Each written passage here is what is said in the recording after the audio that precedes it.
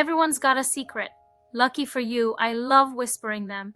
You don't fall in love with just a person. You fall in love with a pattern, a familiarity, a wound you've known before. Carl Jung once said, "Until you make the unconscious conscious, it will direct your life, and you will call it fate." Most of what plays out in love, the neediness, the distance, the resentment, the fear, isn't about our partner at all.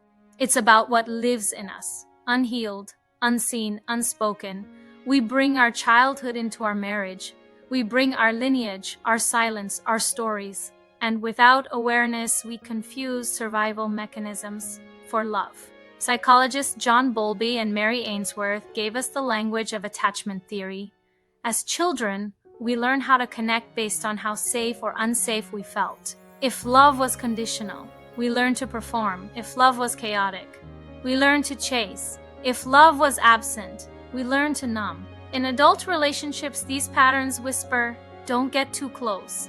Don't get left again. Don't trust too easily." We think we're reacting to our partner, but we're really reacting to our past. Now go even deeper, beyond your own life. Generational trauma lives in your nervous system. What your parents couldn't heal, they often handed down. Not out of malice, but because pain that isn't transformed is transmitted. A father who never felt seen might become emotionally distant. A mother who was abandoned may grip tightly to love, fearing loss. And their children? They carry the echoes, the unspoken rules, the body memories, the fear of intimacy, or the desperation for it.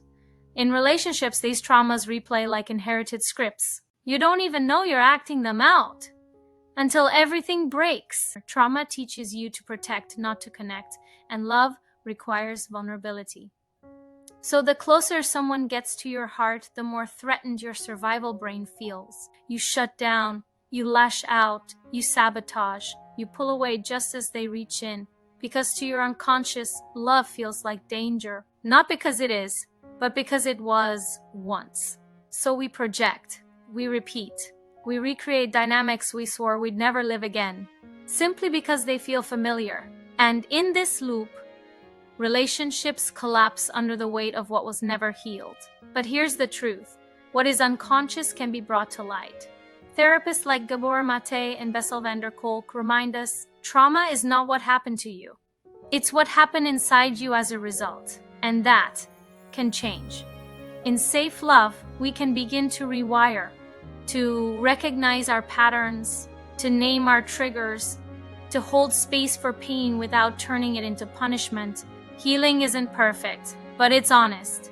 And in that honesty, love becomes something new, not a battlefield for the past, but a sanctuary for growth. So if your relationship feels hard, before blaming your partner, ask what part of you is trying to protect the child you once were. And remember, you're not broken, you're becoming aware.